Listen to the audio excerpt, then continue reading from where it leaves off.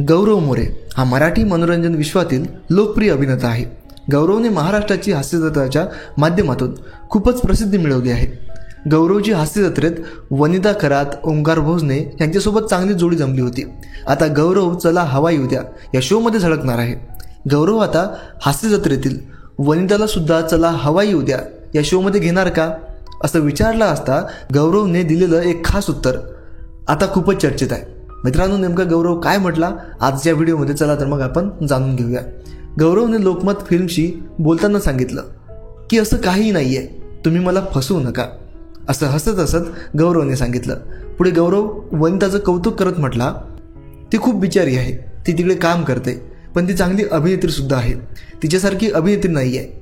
वनिता या वयात खूप चांगल्या पद्धतीने काम करत आहे. वनिता स्टेजवर कोणासोबत सुद्धा काम करू शकते. तुम्ही कितीही मोठा कलाकार आणा, वनिता त्याला टफ देणार, एवढी भारी ती काम करते. वनिता ही माझी फेवरेट आहे, असंही गौरव म्हणाला.